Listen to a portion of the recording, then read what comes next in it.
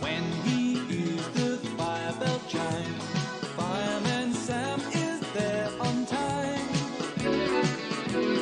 Putting on his coat and hat in less than 7 seconds flat.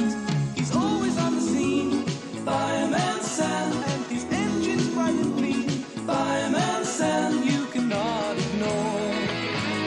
Sam is the hero next door. Telly-trouble. It was a nice sunny morning in Pontypandy. Fireman Sam was having breakfast when Sarah and James arrived. "Morning, Uncle Sam," said James. "Morning, my lovelies," replied Sam. "What are you up to today?" "Oh, can we come and play?" asked James. "Afraid I'm just going on shift at the station," said Sam. "Perhaps you can come and play later." He took out some money and handed it to them. "Here's a treat for you. You go and buy yourself something at Bella's." "Brill," said James. "I'm going to buy a nice fizzy lemonade." "Me too. Thanks, Uncle Sam," said Sarah as they ran off. Later at the fire station, it was a special day for one member of Pontypandy Fire Service. Inside, Station Officer Steele was admiring himself in the mirror as he clipped his moustache. "Yes, well, even if I say so myself, I'm a credit to the fire service," said Steele to himself as he snipped away. "Appearance is all important in public relations."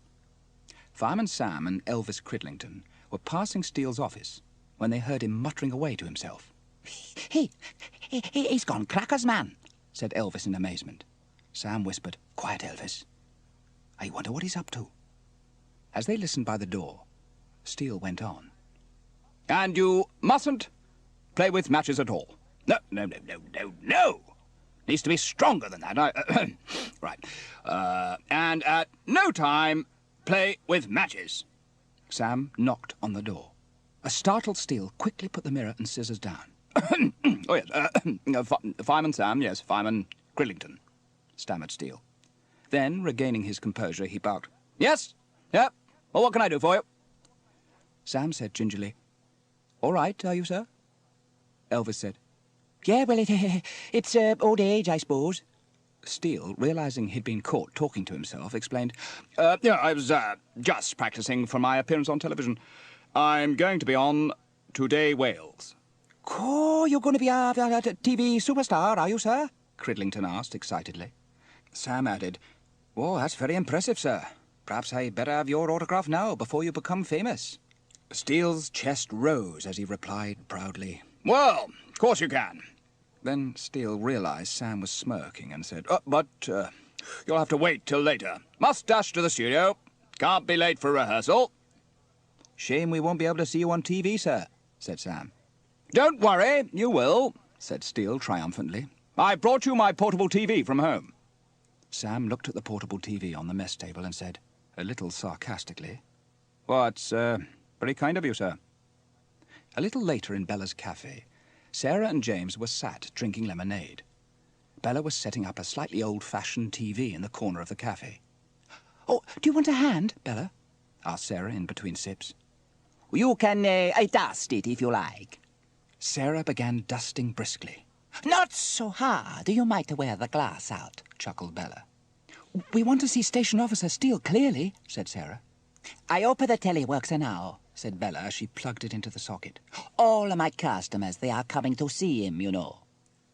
Naughty Norman Price was lurking outside the cafe. As he peered through the window, he chuckled. "Oh, the Sarah and James, I'll play a joke on them." Inside, Bella and the children heard the doorbell ring. Bella said, "It's funny. The door opens, but there's no one there." Nobody had noticed that Norman had sneaked in behind the counter. "Oh, it must have been the wind." James and Sarah went back to sipping their lemonade, when a few minutes later they heard Bella scream, Oh, mamma mia, help, che cosa? He's a mouse." James and Sarah looked around to see Bella standing on a chair and pointing to the leg of the chair where a mouse was scurrying about. "Oh, a mouse!" cried Sarah as she backed away. Scaredy cat, chuckled James as he made for the mouse. "I no like the mouse. I catch him. I catch it!" cried Bella frantically. "Don't worry, Bella," said James as he bent down and picked up the mouse by the tail. "It's not a real one." Bella saw that it had wheels and said, "It's a clockwork." Everybody burst out laughing, even Bella. "I always wanted a clockwork mouse," said James. "Brill," said Sarah. Norman's head appeared from behind the counter. Hey, that's mine. Here, you give him back." "I should have known it was something to do with you, Norman Price," said Bella as she bent closer to Norman, who began shuffling nervously. Just then the doorbell rang, and in came Norman's mother, Dilys Price. "Ah, there's my lovely boy." "Hiya, ma'am," said relieved Norman as he dashed to her side. "Oh, I see you got the telly out ready, Bella." "Works, does it?" sniffed Dilys. "Of course he works. Look." Bella proudly switched it on. "Oh, is it snowing?" said Bella, as a rather spotty picture appeared. Dilys folded her arms and said, "No wonder. It's probably Italian." "Il televisione è Japanese," replied Bella as she thumped the top of the set. Meanwhile, at the fire station, Sam was in the engine house making sure Jupiter the fire engine was in full working order. "Right then, Jupiter, my lovely, more air?" asked Sam as he checked the tyre pressure. Just then, Elvis appeared with a bucket. "Oh, I'll just clean the station windows," he said. "Right-o," replied Sam, who was about to top the engine up with oil, when the phone rang next door. While Sam answered the phone, Elvis went to the tap to fill the bucket. "Oh, come on," he moaned as he struggled to turn it on. Oh, it's stuck. Oh, I know. Hammer." Elvis picked up a hammer and gave the tap an almighty wallop. "Oh!" cried Elvis as the tap came off and a jet of water from the pipe sprayed all over him. Oh, spluttered Elvis, eventually jamming his finger down the pipe to stop the flow. Meanwhile, in Station Officer Steele's office, Sam was on the phone to Trevor Evans, the bus driver. "Hello, Sam," said Trevor. "I've broken down." "What's the problem?" asked Sam. "The gears won't work." "What about the transmission?" replied Sam. "What's that?" asked Trevor. "Well, it's the thing that works the gears," said Sam patiently. Elvis, meanwhile, still had his finger stuck in the pipe, and he stretched as far as he could to tap the window. Sam, he called. But Sam was still talking to Trevor. "Well, you better get a move on, Trevor. You don't want to miss the show at Bella's." Elvis was tapping even more frequently on the window. Help, Sam. "Well, time I made a move too," said Sam to Trevor. "I think Elvis could do with a bit of help." Sam hung up and went to the door. "All right, Elvis, what's the trouble?" Elvis stammered. The tap, you see, the tap wouldn't work, so I hit it." Elvis gestured with his hand to explain to Sam, and in doing so, he took his finger out of the pipe. "Ah!" they cried as they both got a soaking. Sam managed to jam the tap back on the pipe.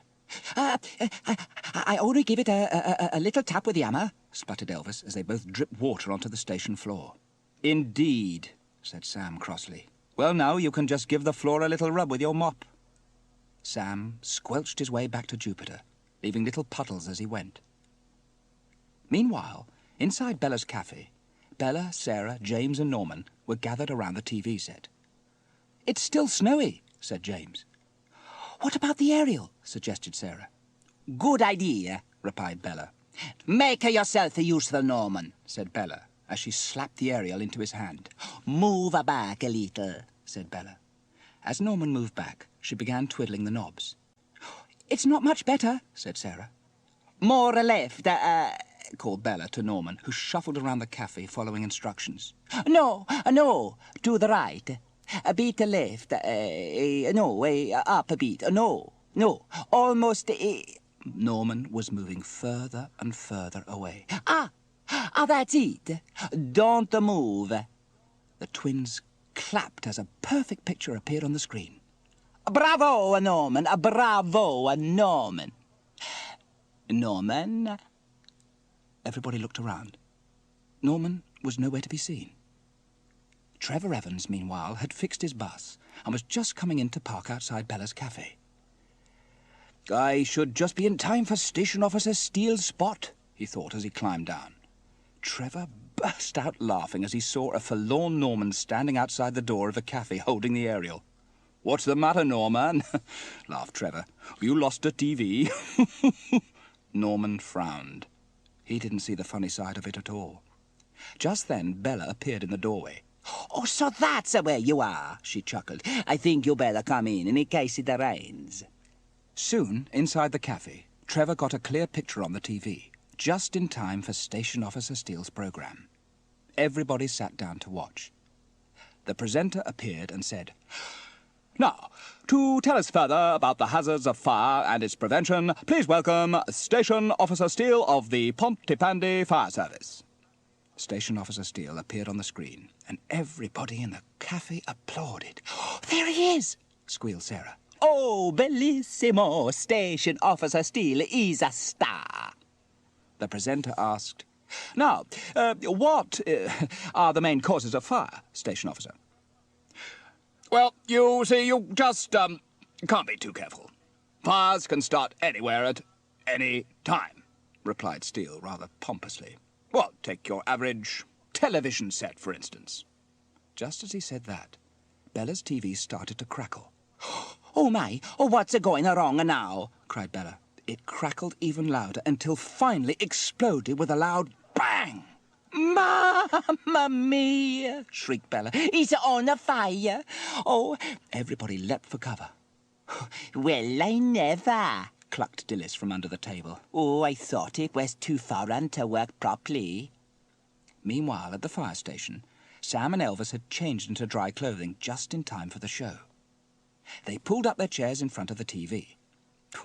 Fancy our station officer being on TV, said Elvis, as they switched on. Shh, said Sam, as Steele appeared on the screen, saying, "And of course, we get called out for lots of different reasons." "Oh, good. We haven't missed him," said Sam. "Chimney fires, people playing with matches," Steele went on. "Exploding electrical equipment. But be sure when that alarm goes off, Pontypandy's fire service springs into action immediately." Just at that moment, the station alarm bell went off. Sam and Elvis jumped out of their chairs. "Oh, quite right there, sir," Elvis shouted back at the screen as they dashed away. Sam ran to the telex, which was chattering out a message. He ripped the paper from the machine. "Great fires of London," said Sam. "There was an explosion at Bella's." "Oh, we better get a move on," replied Elvis. Sam leapt into the cab of the fire engine while Elvis opened the station doors. As soon as Elvis was in the cab, they roared away, sirens wailing and the lights flashing. "Oh, pity we missed Station Officer Steele's performance after all," said Elvis. "Oh, this is far more important," replied Sam. "The safety of Pontypandy comes first." Inside Bella's, meanwhile, everybody was gingerly peering at the TV screen, which had a gaping hole in it where smoke poured out. Bella edged a little closer, until it crackled again, making her jump back in alarm. "Oh, Mamma mia!" she cried. "It's glowing inside." "You better keep back, Bella," said Trevor. "The fire service will handle it." "Oh, a fine kettle of fish," sniffed Dilys. "Fancy missing Station Officer Steele's performance." "Oh, I can hear the fire engine," called Sarah. Jupiter raced into the high street and Sam pulled her over to the curb alongside Bella's. Sam and Elvis leapt out of the cab, lifted the shutters and grabbed a fire extinguisher each. "Right, jump to it, Elvis," commanded Sam as they dashed into the cafe. "Stand back, everybody," called Sam as he headed for the smouldering TV. "Leave this to the fire service." "Oh, my word," cried Dilys as she ducked behind the counter. Everybody took cover behind tables and chairs. Norman made for the sweet trolley. "Oh, I better protect these cream cakes in case anything else happens," said Norman thoughtfully. Sam called to Elvis. "Turn off the power at the mains, Elvis."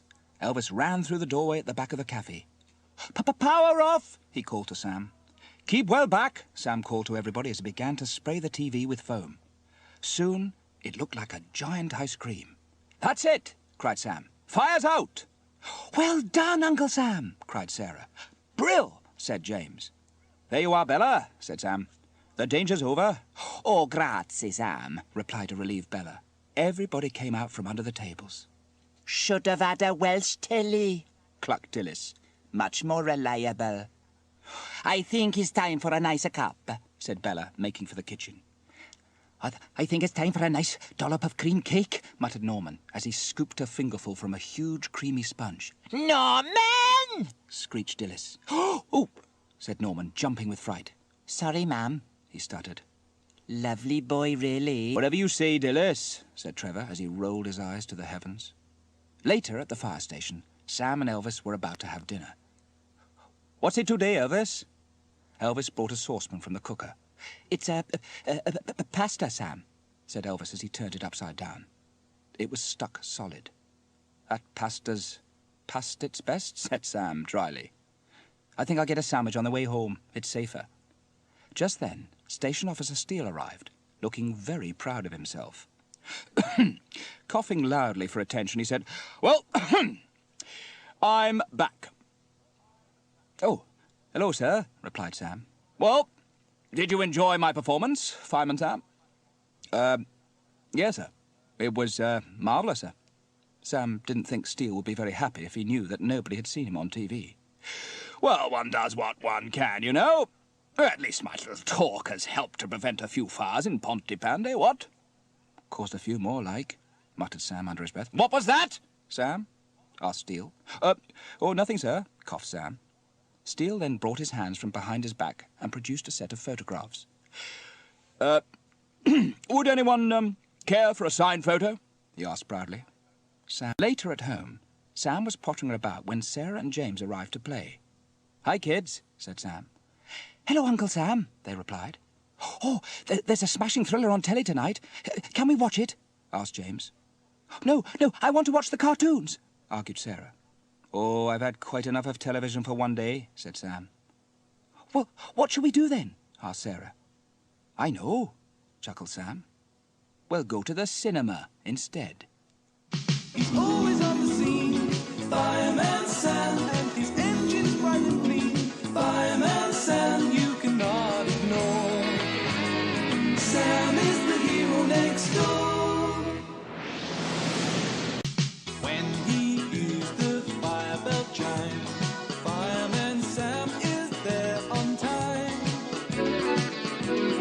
Putting on his coat and hat in less than 7 seconds flat.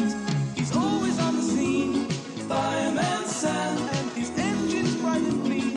Fireman Sam, you cannot ignore. Sam is the hero next door. Lost Cat. Trevor Evans, the bus driver, pulled up at Mrs. Price's grocer's shop. As he climbed down from the cab, he remarked, "Ah, what a lovely peaceful day." Just as he said it, a loud crash came from inside the shop, followed by Dillis Price's screeching voice. You wait till I catch you, Norman Price. With that, Norman dashed out of the shop, bumping into Trevor as he sped past. "Hey, mind how you go, lad," scolded Trevor. Dillis appeared in the doorway and shouted after Norman, Come back here and clean up this mess. There's sherbet everywhere.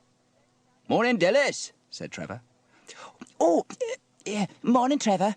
How are you, my lovely? Replied Dillis as she patted her curlers. "More to the point, how are you?" asked Trevor. "Having a spot of trouble?" No, replied Dillis. Well, trying to help me was, see, putting the sherbet lemons on the top shelf. Oh, good boy he is, my Norman. "Yes, I suppose," said Trevor, rather doubtfully. "Any deliveries this morning, my darling?" Only these tins, replied Dillis as she went back into the shop. They're for Pontypandy Fire Station. Trevor picked them up and said, "Red paint? I know what these will be for." Careful not to watch your back now, said Dillis cautiously. Just as Trevor was leaving the shop, struggling with the paint pots, Fireman Sam appeared from around the corner. "Morning, Trevor," called Sam. "Need a hand?" "Well," puffed Trevor, "if you can just open the back doors of the bus." Dillis, who found Trevor rather attractive, cooed, Oh, Trevor, you're so strong. Sam's eyes rolled to the heavens as he opened the back doors of the bus. "Thanks, Sam," said Trevor as he loaded the tins onto the bus. "They're for you anyway." "For me?" asked Sam. "Well, for this fire station," replied Trevor. "Their tins of red paint." "Oh, glad I'm not on duty today." Trevor was an auxiliary fireman, as well as being Pontypandy's bus driver. "Aren't you lucky?" said Sam woefully. Sam hated painting too. Across the road in Bella Lasagna's cafe, Bella was busy preparing for her Saturday lunchtime trade. As she peeled the potatoes, Bella talked to her cat, Rosa. Every day I peel the potatoes, I make the chips. These people in Wales, they eat only the chips. I don't know, eh? What do you think, Rosa? Bella looked around for her cat. Rosa, where do you get to now, puss? Bella was looking under the table for Rosa when the doorbell rang. Sam walked into the cafe to see Bella's rear sticking out from under the table. "What are you doing, Bella?" chuckled Sam. "Playing hide and seek?" Morning, Sam, said Bella as she got to her feet. I've lost Rosa again. "Oh, she'll turn up," said Sam. "You haven't lost my sandwiches, I hope?" They're ready for you, replied Bella as she handed them over the counter. "Thanks, Bella," said Sam over his shoulder as he made for the door. Oh, Sam, called Bella, if you see Rosa, you send her home for dinner, please. "Will do," replied Sam as he left the cafe. Meanwhile, outside Pontypandy Fire Station, Station Officer Steele was pacing up and down impatiently. "Pooh! Delivery's late," complained Steele as he looked at his watch. "Because it's the weekend, I suppose. Now, where's Cridlington?" Elvis Cridlington, the junior fireman, was just inside the station garage surrounded by pots and brushes. He was stirring a large pot of red paint when Station Officer Steele poked his head around the doorway and barked, "Fireman Cridlington!" Yes, sir, said Cridlington, and jumped to attention. As he did so, he dropped the paint can, spilling the paint all over his boots. "Seems we put our foot in it again, eh, Cridlington?" said Steele angrily. Yeah, foot in it. Oh, yeah, very good, sir," replied an embarrassed Cridlington. "Well, take your feet out of the paint and put your brush in and get painting the engine house doors," barked Steele. Yes, sir, said Cridlington as he began to clear up the mess. Over at Pontypandy Square, meanwhile, Trevor Evans was driving along when he saw Fireman Sam's nephew and niece, James and Sarah, looking worriedly up at a tree. He popped his horn. The children waved him over. "What's up, kids?" asked Trevor through the window as he pulled in alongside Sarah and James. "Oh, well, we're glad you came," said Sarah anxiously. "Bella's cat Rosa is stuck up the tree." James pointed halfway up the tree to where Rosa's head was just visible through the leaves. "Meow," cried Rosa. "Have you got a ladder?" asked James. "No, I haven't," replied Trevor. "Now, let me see. Trevor stroked his chin thoughtfully. "Well, I'll tell you what. I'll climb up, my sugar lumps." "It's a long way up," said Sarah. "Leave it to me," replied Trevor confidently, as he climbed onto the roof of the bus. "Mustn't be too long, though. There's a match on today. I don't want to be late for the kick-off." Meanwhile, at the fire station, Elvis Cridlington was painting away merrily. He was listening to his Walkman and singing along as he painted. Paint the door red, that's what he said. Rather do something groovy instead. Do that. "Cridlington!" Elvis stopped in his tracks at the sound of Station Officer Steele's voice. Yes, sir, stuttered Cridlington. "You're supposed to be painting the doors, not the whole station," snapped Steele. Elvis looked around to see that he'd splashed paint on the walls, the floor, and even the windows of the station. I must have got carried away, sir," spluttered Elvis. "You will get carried away if you don't clean up all this mess," replied Steele sternly. Just then, Fireman Sam arrived. "Great fires of London," he chuckled. "Looks like an explosion at a ketchup factory." "Morning, Sam," said Steele. "You're just in time to help Cridlington with the painting." No, not much paint left, sir," said Elvis. "Oh, that's a shame," said Sam, not too convincingly. "Plenty more on the way, Cridlington," said Steele. "Won't be long." "I'm afraid Station Officer Steele is right," muttered Sam behind his hand to Elvis. "Oh, no," groaned Elvis. Back at Pontypandy Square, Trevor was on the roof of the bus, trying to grab a branch. "You can do it, Mr. Evans," called Sarah. Oh, goodness me," said Trevor, nervous as he got a toehold onto the tree. "Try that branch. It looks stronger," called James. Then he whispered to Sarah. "I hope it holds his weight."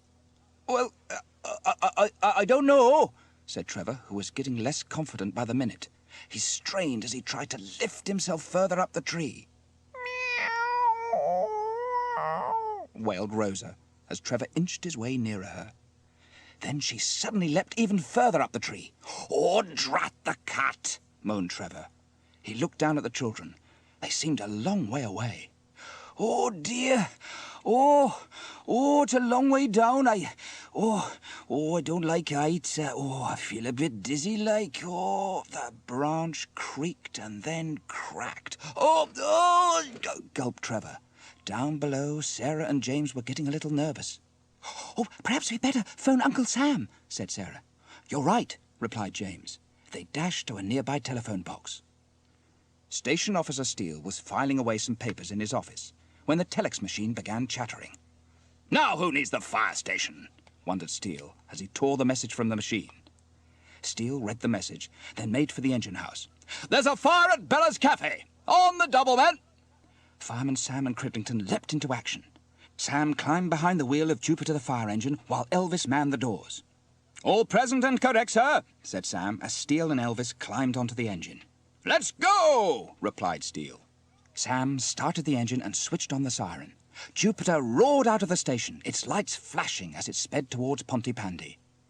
Dilys Price, nosy as ever, couldn't contain her curiosity as she heard the sirens coming towards the shop. Well, I never, she clucked. I wonder what's on fire.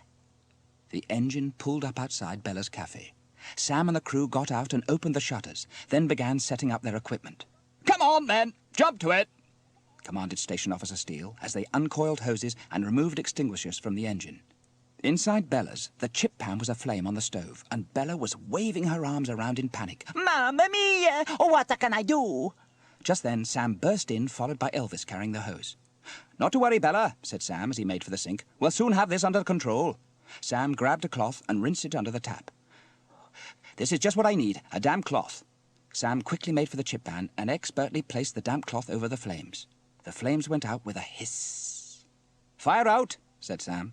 Oh, Sam, bravissimo, my hero, cried Bella excitedly. No problem, Bella, said Sam, blushing slightly. All in a day's work. Good work, Fireman Sam, said Steele. Now, go on, let's get the equipment reloaded. Bella saw them to the door. Feeling better now, Bella? asked Sam. Just then, Dilys Price arrived on the scene. Don't worry, a good cup of tea what she needs, said Dilys knowingly. Then she muttered to Sam under her breath. These Italians, so dramatic they are, she should stick to cooking spaghetti. Safer. Just then, the fire engine's radiophone crackled into life. Elvis dashed to the cab and picked up the handset. Wilco, yeah, Jupiter 999, over. Elvis listened to the message and replied, Roger, over and out. Station Officer Steele approached the cab. What's up, Cridlington? He asked. Your message just come through, sir, replied Elvis. The cat answering to the name of Rosa and a man called Trevor up tree in Pontypandy Square. Dilys interrupted. Oh, my darling Trevor, followed by Bella, who put her hands to her face and said, Oh, mamma mia, my Rosa. At Pontypandy Square, Trevor was even more stuck than ever. As he hung precariously from a branch, he cried, Somebody do something! I can't go up or down! Rosa was even higher up the tree than before. Don't worry, Mr. Evans, called Sarah. Uncle Sam's on his way, shouted James. Just then they heard Jupiter roaring through Pontypandy. It pulled up behind Trevor's bus, and the crew piled out. Right, men, get to work, barked Steele. Let's get these ladders into place. Better move to one side, kids, said Sam to Sarah and James. Fireman Sam helped Elvis place the ladder against the tree. All right, Trevor. We'll soon get you down, called Steele. Just then, the branch that Trevor was standing on cracked. Oh, the sooner the better, cried Trevor as he flailed about in panic. Put your foot on the ladder, called Sam. Trevor nervously stretched a foot out and then pulled away. Oh, no, I just can't do it, he shouted. Oh, come on, shouted Steele. You'll miss the match, shouted Elvis. Oh, that's all right, replied Trevor. Oh, can't have that, can we? He made a leap for the ladder, missed his footing, and slid all the way down. Oh! Wailed Trevor as he whizzed down until... He landed with a bump on his backside. Look out, called Sam, but he was too late. Steele looked down sternly at Trevor, who was shaken but unhurt. In fact, he looked a comical sight with his hat over his eyes and his legs in the air. Would have expected better from an auxiliary fireman, Evans, eh? Said Steele. "Oh, yes, sir," replied Trevor forlornly. Sarah and James held their hands over their mouths to hide their smiles. "No harm done," said Sam. "Now, how about Rosa?" Sam peered up at the branches of the tree. "Oh, that cat," muttered Sam under his breath as he searched around the trees and bushes for her. "Oh, well," said Trevor as he patted his clothes back into place. "I'm off to the match. Hey, kids, would you like to come?" "Oh, can we? Oh, great," replied Sarah. "Brill," said James. "Yeah, we should just about make it," said Trevor, looking at his watch. Steele said, "Right, men, make up." Elvis and Sam began replacing the ladders as Trevor and the children jumped into the bus. "Rosa must have got down by herself after all that trouble," said Sam. Just then, Trevor revved the bus and accelerated forward. The back door swung open and the box of tins fell out. "Watch out, Trevor!" called Sam. Too late. The pots of red paint burst open as they hit the ground, spilling paint all over the road. Inside the bus, Sarah cried, "Oh, the back doors are open, Mr. Evans!" "Oh, Lord!" exclaimed Trevor as he braked sharply and got out of the bus. "Oh, that's torn it," he muttered as he saw the bright red paint all over the road. Sam whispered to Elvis, "Ah, well, no painting today, eh, Elvis?" "Yeah," exclaimed Elvis happily. No. Elvis shuffled his feet nervously as Steele glared at him. "Hose this paint off the road!" barked Steele. "I always wanted to paint the town red," chuckled Sam, but Station Officer Steele wasn't amused. Meanwhile, inside Bella's cafe, Dillis and Bella were having a cup of tea. "Oh, I hope my Rosa is safe," said Bella. "And my Trevor," sniffed Dillis. Just then, Jupiter pulled up outside the cafe. "Oh, there's a Sam now," said Bella. Dillis and Bella both scuttled to the door of the cafe. "Oh, thank goodness you're back," said Bella anxiously. "Where's my Rosa?" "I'm afraid we lost her, Bella," replied Sam. "You not bring her home?" wailed Bella. "Come on, no, no, said Steele. "I'm sure she'll turn up sooner or later." "Oh, Mamma Mia," cried Bella. "Oh, she could be a miles away." Just then, they all heard A meow. top of the fire engine, where Rosa's face peered over the edge of the ladders. "Great fires of London!" exclaimed Sam. "She must have jumped onto Jupiter from the tree and itched to lift home." At that moment, Rosa leapt down into Bella's arms. "Oh, bellissima!" sighed Bella as Rosa purred loudly. "Crisis over, men," said Steele. "Let's get back to the station." "Oh, let's hope she doesn't go wandering again," said Sam. Just then, he looked up at Jupiter's bell. "That gives me an idea," he muttered as he climbed aboard. Later that day, Sam returned to Bella's cafe. "Afternoon, Sam," said Bella. "I got a present for you, Bella," said Sam, and he produced a little bell from his pocket. "What is this for, Sam?" asked Bella. "You can put it on Rosa's collar, then you know where she is all the time." "Oh, fantastico!" laughed Bella. "And you deserve a slice of my best cream cake." Yum, yum, chuckled Sam. He's always on the scene, Fireman Sam, and his engine's bright and clean. Fireman Sam, you cannot ignore. Sam is the hero next door. When he hears the fire bell chime, Fireman Sam is there on time. Putting on his coat and hat in less than 7 seconds flat. He's always on the scene, Fireman Sam, and his engine's bright and clean. Fireman Sam, you cannot ignore. Sam is the hero next door. Robot Mania. It was Fireman Sam's day off, but judging from the noise coming from his inventing shed, he was busier than ever.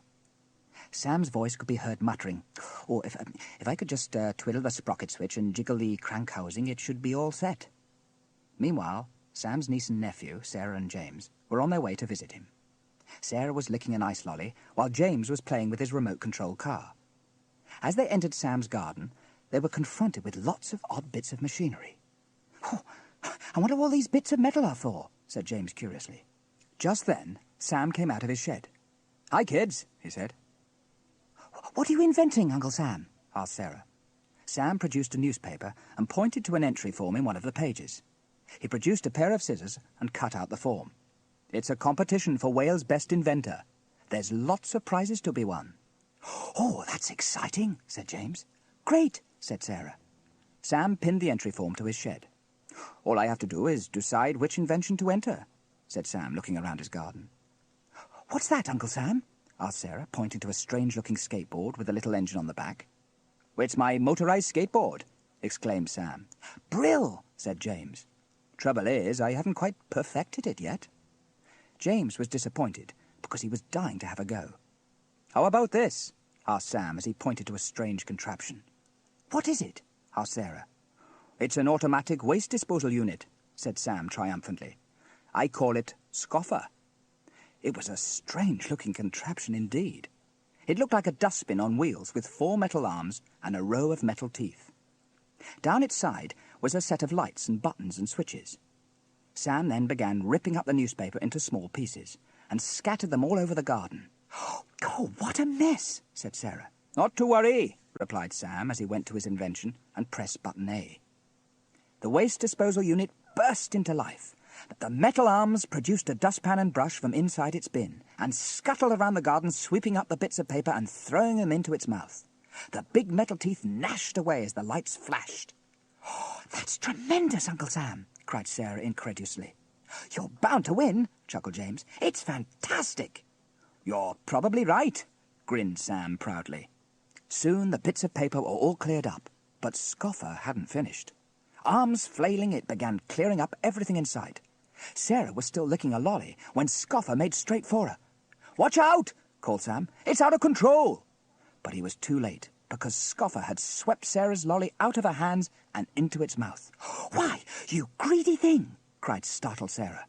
Sam dashed after Scoffer and pressed the off button. "Whew! I think it needs a few adjustments before it's quite ready," gulped Sam. "What will you enter then?" asked James, while he watched his remote control car whizzing around the garden as he pressed the handset. Muttered Sam, stroking his chin. "Your remote control car gives me an idea." Sam got his toolkit out from the shed. "I'll need to go to the fire station for this one, though." "Can we come?" asked James. "Oh, of course," replied Sam, as they all left the garden.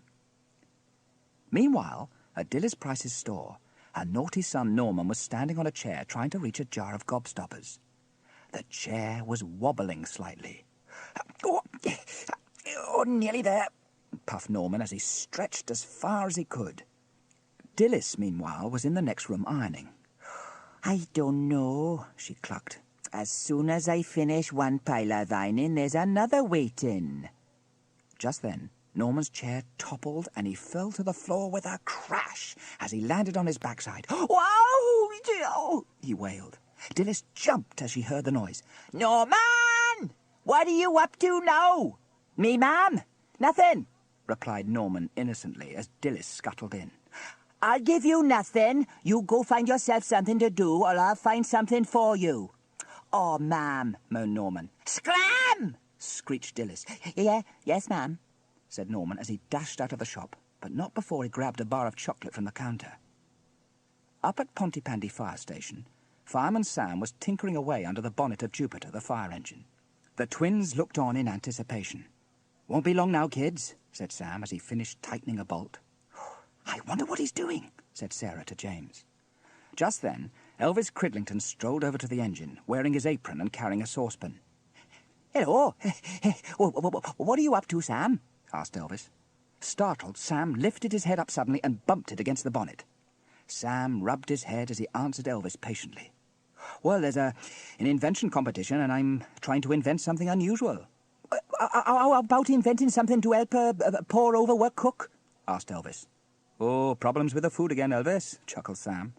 Elvis turned the saucepan upside down and patted it hard. The burnt mashed potato wouldn't budge. "Yes, well, perhaps you could invent a cooker that could cook perfect food every time," said Elvis woefully.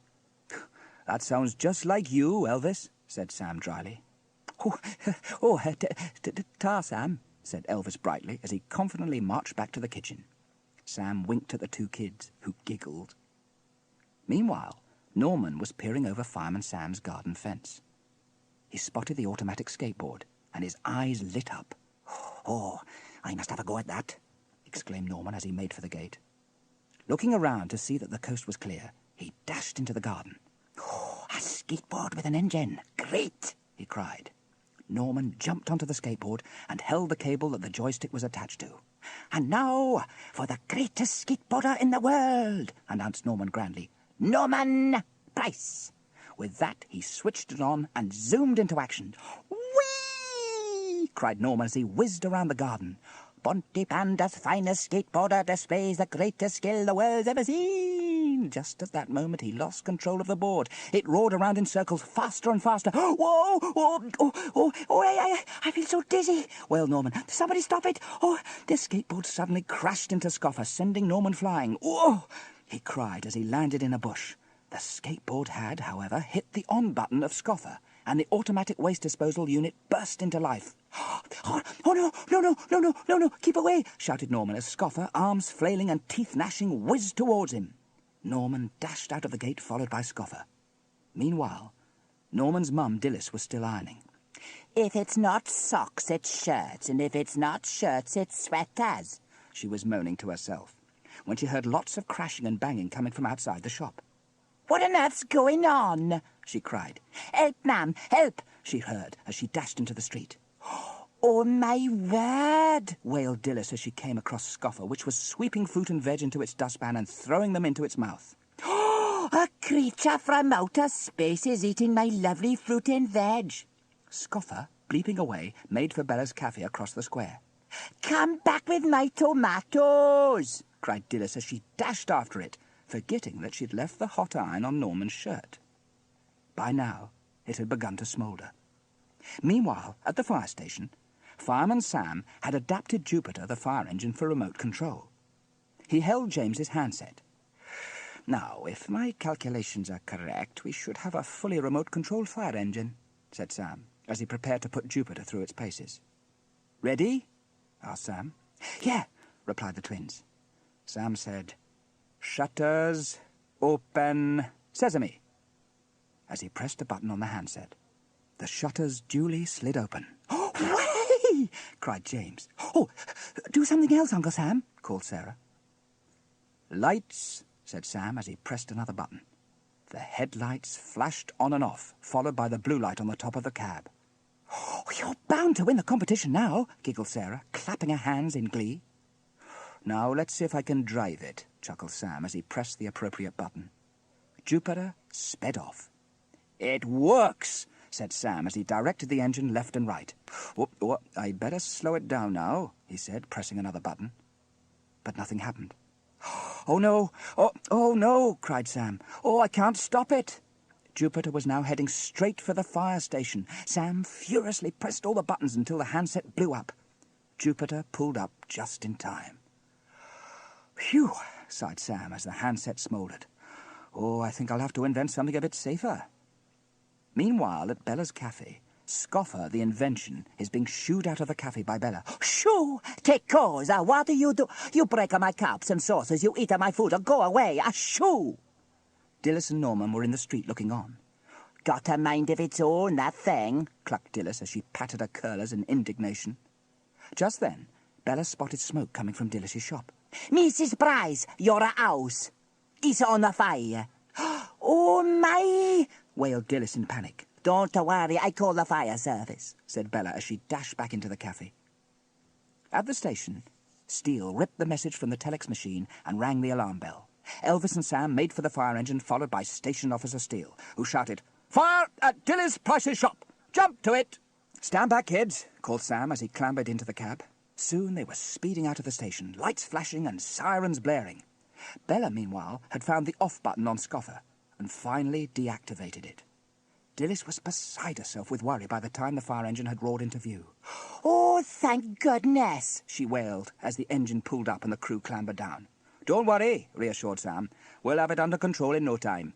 "Oh, I must have left the iron on," said Dilys. Elvis opened the shutter on the side of Jupiter. "Carbon dioxide extinguisher is what we want," barked Steele. "And breathing apparatus," said Sam. Yes, of course. Yeah, breathing apparatus, quite right," replied Steele. Sam and Elvis put on the breathing apparatus before dashing into the shop through the smoky doorway, while Steele comforted Dillis. Inside the shop, Sam and Elvis quickly made for the scene of the fire. Once they were in the next room, Elvis unplugged the iron while Sam sprayed the shirt, which was blazing away. Soon the foam had the fire out. "There's nothing to worry about now," said Sam to Elvis. When he got to the doorway of the shop, Sam held out what was left of the shirt. "Don't think you'll need to wash this again, Dillis," he chuckled. Oh, and that was my lovely Norman's best shirt, she wailed. "You must remember never to leave your iron on," said Steele sternly to Dillis. "It could have been a lot worse." It wasn't my fault, sniffed Dillis, folding her arms in indignation. If it wasn't for that monster stealing my fruit and veg, none of this would have happened. "Monster?" asked Steele, looking around. Then, spotting Scoffer, said, "What on earth is that?" "It's my waste disposal invention," said Sam. "But how on earth did it get here?" Sam looked at Norman suspiciously. Norman shuffled his feet and coughed. It was an accident, see?" "Norman!" screeched Dillis, making for him. "He must have pressed this button here," said Sam mischievously as he turned Scoffer on. Bleeping away, Scoffer burst into life again, lights flashing, arms flailing, as it made straight for Norman. "Yike!" cried Norman, as he dashed towards the park, followed closely by the speedy Scoffer. Running left and right as fast as he could, Norman couldn't shake off the contraption. In fact, he was so busy looking over his shoulder, he didn't notice the fountain wall in front of him. "Oh!" he wailed as he tripped over it and landed in the water with a splash. He spluttered. Back in the square, everybody laughed as they heard the loud splash. "Oh, my poor Norman!" cried Dillis. "Oh, I wouldn't worry," laughed Sam. "It's only about 6 inches deep." Minutes later, Norman staggered into view, dripping wet and leaving wet footprints behind him. "That should dampen his spirits a little," chuckled Steele. "Oh, I better go and deactivate my invention before it causes any more trouble," said Sam as he made for the park. Soon he caught up with Scoffer. He switched it off and carried it back home, saying, "I think I'd better invent something safer for the competition." The next day, Sarah and James were on their way to school when they decided to call on their Uncle Sam. As they entered his garden, they came across Sam proudly standing next to a machine that looked like a huge fire extinguisher on wheels, with hoses, valves, taps, and dials all over it. "Hello, you two," said Sam. "How do you like it?" "What is it?" asked Sarah. Sam pressed a switch, and the machine began firing jets of water and foam everywhere. "A mobile robotic firefighter," exclaimed Sam. "It can go into blazing buildings for me." "Brill," said James. "I bet that wins the competition." Sarah, meanwhile, was studying the entry form still pinned to the shed door. There's only one problem, Uncle Sam," said Sarah worriedly. "No, there's no problem with this invention," exclaimed Sam. "It's thoroughly tested." Sarah handed Sam the form. "The problem is," she went on, "the competition was a week ago." Sam held his head and groaned. "Oh, no, after all that trouble." He's always on the scene, Fireman Sam, and his engine's bright and clean. Fireman Sam, you cannot ignore. Sam is the hero next door. When he hears the fire bell chime, Fireman Sam is there on time. Putting on his coat and hat in less than 7 seconds flat. He's always on the scene, Fireman Sam, and his engine's bright and clean. Fireman Sam, you cannot ignore. Sam is the hero next door. Brass Band. It was a very hot summer's day in Pontypandy. Fireman Sam's niece, Sarah, and nephew, James, were heading for Sam's house. Sarah was lagging behind because she was examining a spider through her new magnifying glass. "Come on, Sarah," called James. "Let's see what Uncle Sam's up to today."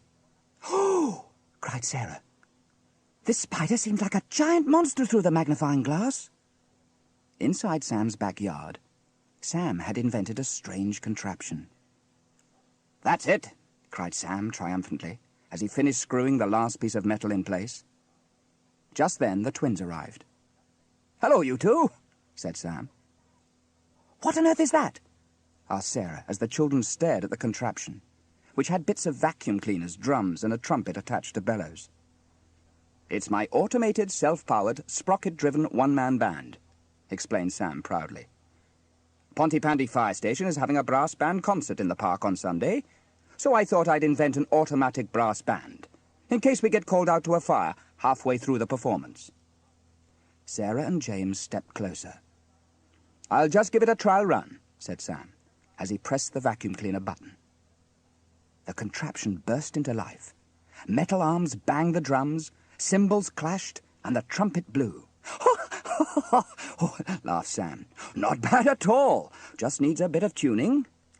Just a bit, whispered James to Sarah, who couldn't hear because she had her fingers in her ears.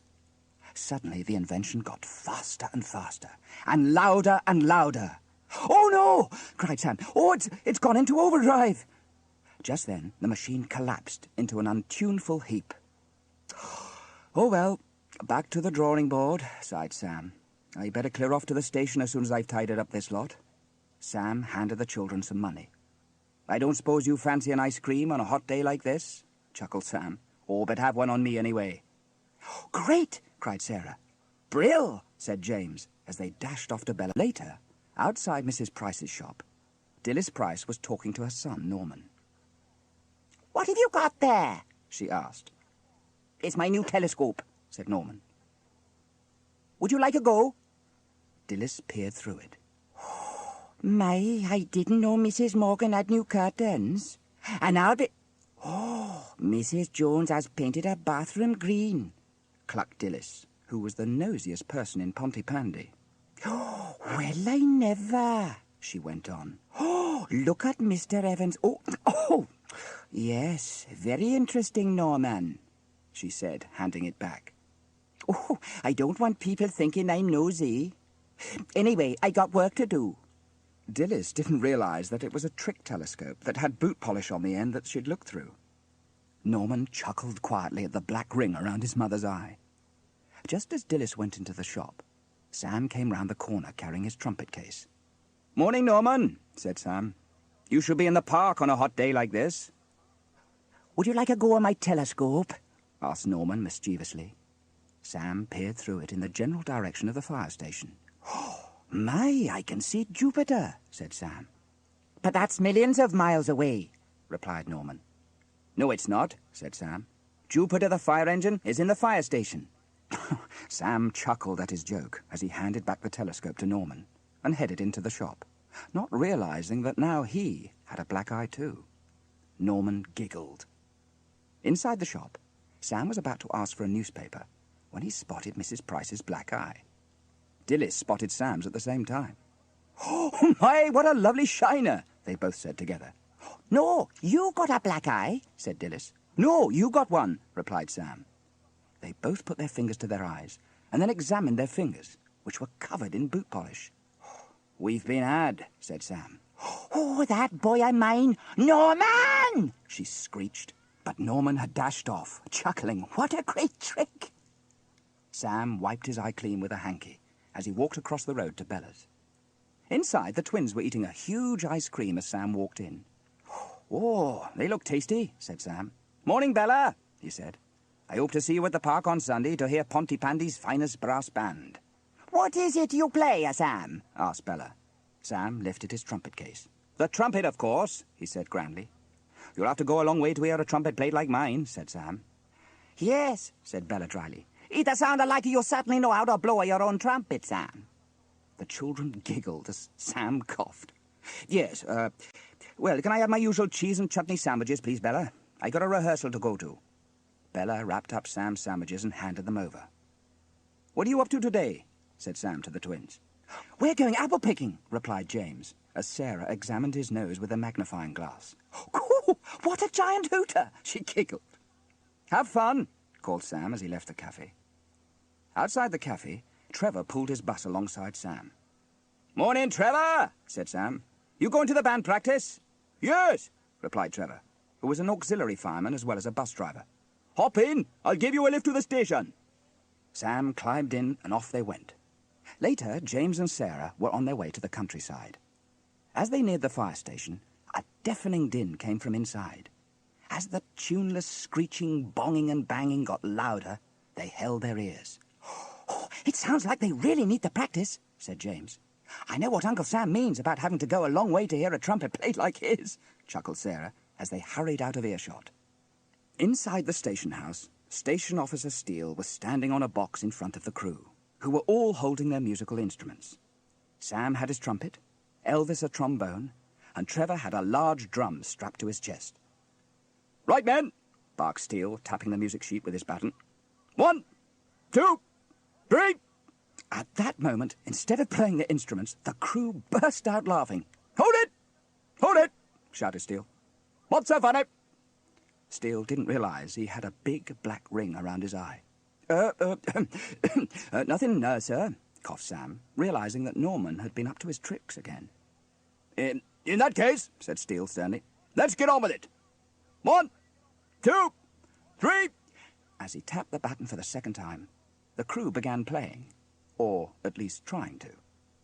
Elvis began too enthusiastically and poked the trombone through Trevor's bass drum with a brrrr, followed by a loud ripping noise. "Now look what you've done!" cried Trevor. "How can I play it now?" Sorry, Trevor," stammered Elvis. I got carried away." "Hold it! Hold it!" interrupted Steele, tapping his baton. "You can play the cymbals instead." Trevor went to get the big shiny cymbals and stood up at the back, arms outstretched ready. "These are even louder than my drum," chuckled Trevor, anxious to get started. "So, all ready?" asked Steele. "When I point my baton at you, Sam, stand up for your solo. And when I point at you, Evans, you clash your cymbals." "Righto, sir," he replied. "Ready? 1, 2, 3. Steele pointed the baton in the general direction of Sam and Evans. Sam stood up quickly, poised to play his trumpet, and at that very moment, Trevor, who thought it was his cue, clashed the cymbals around Sam's ears. "Oh!" cried Sam. "Oh, sorry, Sam," said Trevor. Steele just held his head. Meanwhile, Sarah and James were walking across Pandy Farm. "Phew! Oh, it's warm," said Sarah. "Look at those juicy big apples," said James, pointing at the nearby trees. "Come on," he cried as they dashed towards them. Sarah didn't notice that her magnifying glass had fallen out of her pocket onto the grass. Sarah and James began climbing a large apple tree. "Be careful," called James to Sarah. "Ha! I can climb better than you," she replied. "Last one to get an apple's a sissy," laughed James. Soon they reached the apples and began picking them and stuffing them in their pockets. They hadn't noticed that the sun had streamed through Sarah's magnifying glass, and the heat had made the grass smoulder. Soon flames flickered on the dry grass. The twins, meanwhile, their pockets stuffed with apples, climbed back down the tree. "Look!" cried Sarah, pointing to the field. "The grass has caught alight." The flames had begun to spread across the bone-dry grass. "We better phone the fire station," cried James, and they ran to a phone box. At that moment in the fire station, Steele was on the verge of tearing his hair out. "No, no, no!" he barked. "You sound like a cat choir! One more time, otherwise we'll never be ready for Sunday." He tapped his baton. 1, 2, 3. As he tapped his baton for the third time, the fire alarm went off. "Right, men," he commanded. "Let's get to it." "Anything is better than band practice," muttered Sam under his breath. Steele ripped the paper from the telex machine. "There's a grass fire at Pandy Farm," he shouted, as they all made for the fire engine. Soon they were roaring through Pontypandy, sirens blaring and lights flashing. Sarah and James, meanwhile, had noticed a rack of fire beaters made from twigs in the corner of the field. "Perhaps we could try and put the fire out ourselves," said James. "It's too dangerous," replied Sarah. "We'd better leave it to Uncle Sam." Just then they heard Jupiter's siren. "Oh, thank goodness," said Sarah. "The fire's beginning to spread." Sam drove the engine across the field. "Stand back, you two," said Sam to the twins, as the crew climbed down and made for the beaters. Soon Sam and the crew were beating furiously until they had the fire under control. "That should do it," said Sam. "Oh, it's a bit smoky," coughed Elvis. "I think we better hose down the area," said Steele. "You can't be too careful when the grass is as dry as this." Elvis and Sam gave the area a good dousing down with the hoses. They even let Sarah and James help. "Good work, Matt," said Steele. "Make up, and we can be off." As they rolled the hoses up, Sam spotted Sarah's magnifying glass. Aha! Oh, so that's what caused the fire to start. Oh, I'm sorry, Uncle Sam. It must have fallen out of my pocket, said Sarah. Oh, accidents can happen, said Sam. It just goes to show how careful you must be. Sarah and James had a lift back to Pontypandy and Jupiter. Oh, I'm famished, moaned Elvis as they drove. All that work has given me an appetite. Sarah and James produced their apples. Oh, great, cried Elvis, and soon they were all munching away. Sunday finally arrived. It was a lovely warm day for the brass band to perform. Everybody in Pontypandy turned out. Bella had brought along ice cream and lemonade for everyone, which was set out on a table with a pink tablecloth. There were 2 lines of striped deck chairs for the audience, placed in front of the bandstand. The band was setting up their instruments. The audience were helping themselves to ice cream and lemonade before settling into their seats. It's so exciting, said Bella. Just to think, Isa Pontypandy is a very own brass band. As long as they don't play any modern rubbish, sniffed Dilys Price. Anyway, I can't stay too long. I got to cook lunch for my lovely little Norman. Come to think about it, where is Norman? Norman, mischievous as ever, had spotted that the firemen had left their helmets upside down by their feet. He sneaked over to the bandstand, and while Fireman Sam was studying his sheet music, he plopped a big dollop of ice cream into Sam's upturned helmet. Chuckled Norman. He'll get a surprise when he puts it on. The band began tuning their instruments. Station Officer Steele stepped up to his music sheet stand. "Right, men. Today I want the best performance of your lives," Steele commanded. Then, under his breath, "Shouldn't be difficult to improve on what I've heard so far." With that, he took out a wad of cotton wool and stuffed. The audience had settled down, and there was an air of excitement as Station Officer Steele tapped the button. 1, 2, 3...